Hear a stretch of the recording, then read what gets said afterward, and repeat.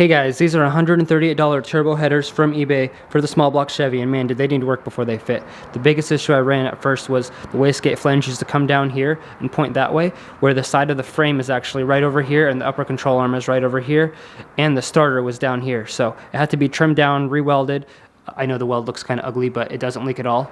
But this is how it's going to be for now. They also had these two ends of piping supposed to be welded together, and after they're welded together, you'd have to cut the pipe again if you're ever to remove the headers for any reason, drop the oil pan. I'm not sure what else it would get in the way of, but we welded on some V-band clamps right over here. So these are actually going to come together, V-banded together, and they'll be removable, serviceable, etc. The next issue that I dealt with these headers is there's a 4-bolt flange over here for a T4 turbo, and they actually sit right up against the valve cover. The valve cover is just about an inch away to the left of it. So what we have to do is get this adapter slash relocator kit for the turbo. It's actually going to push the turbo this way over towards the fender well. That way we can fit this massive turbine housing over to the side of the engine. Right over here we have the fuel pump block-off plate, which actually just got cleaned up a little bit. It looks kind of cool, but this is the flange that's just JB welded onto there. This is not a high pressure hose, so I'm just kind of hoping that it doesn't have any sort of issues. If it does have issues, then obviously we can weld it on, but I think JB weld should be fine to fit it on there nice and snug. Anyways, now that this is all sorted, I'm going to bolt all of this together, and for the very first time, most of this turbo kit's going to be ready to go and ready to turn the engine on. And here is the turbo kit fully assembled. As you can see, we have the new intercooler. This is a V-style intercooler. This is going to be the neatest way to keep the engine bay. We have intercooler piping coming through here. It's going to go through there and then into a carb hat to run into our EFI system that we're going to be running in a minute here. I also upgraded the blow-off valve into an HKS SSQV. This is one that I just happened to have off one of my old turbo cars, which doesn't run. It's a Scion TC. The engine's been blown for a couple years now. It's just sitting at my parents' house. But this is just how we're going to be running it for now. We have a down pipe coming right over here. I just bought this down pipe that comes, it's just literally a metal exhaust pipe welded right over here. We have an elbow, it goes straight down, and then we just need to weld the rest of the down pipe to go all the way down so we don't burn anything in our engine bay. We don't strike those fuel lines or anything like that. But this is how we're going to be running it for now. I also have some more parts that weren't really necessary to buy. Over here is the wastegate. The wastegate's going to actually face directly downwards from the header. And we have the down pipe coming right down here. It's just going to literally go straight down. I just have to cut the end of this pipe, so it's going to go kind of towards where the down pipe is going to end up right now.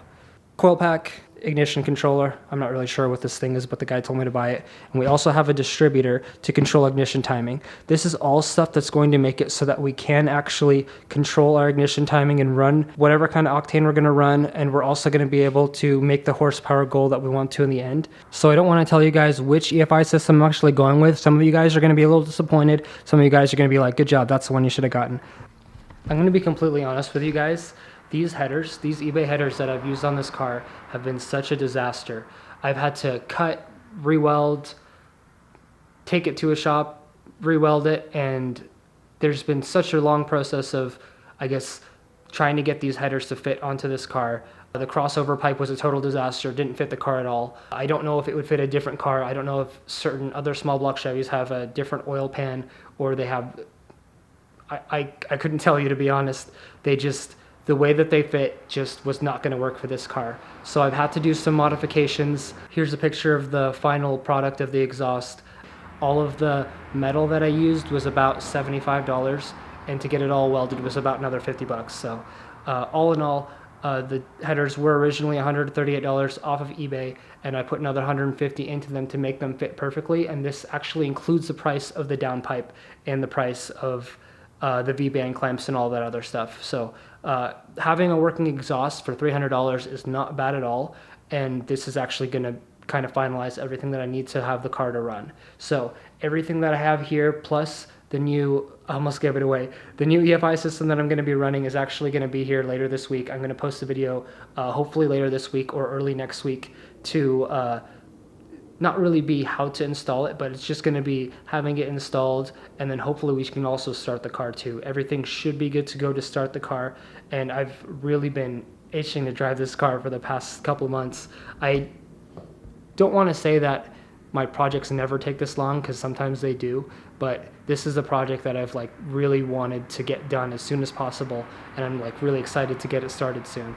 So eventually we're going to have another video of like kind of the total cost of the build. Let's be honest, it's a lot more than the $1,000 I originally wanted to spend on the build, which I guess it's just unrealistic nowadays with the economy nowadays. I will do a build list for sure for anyone who wants to kind of replicate this build, or at least take what I learned from my build maybe into theirs. But all in all, I didn't blow it totally out of proportion, so it's at least still a budget build, and we're gonna stomp on a C8 Corvette for a very small fraction of the price. So, some more news. You guys don't really like those wheels off the Camaro, so I did get some stock I want to say C6 wheels. They're, I think 19s in the back and 18s in the front, 19 by 10s, 18 by 9s, and these are going to be the wheels that we're going to run, I guess, as the daily driver wheels. And I think these ones are just going to be the mess around wheels. So these are going to be the ones for burnouts, donuts, whatever, all that good stuff.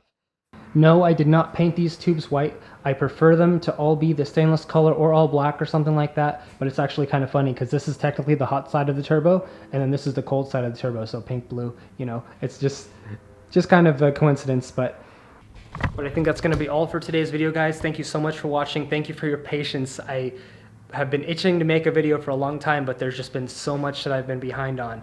Anyways, thank you so much for watching today, guys. Have a great day.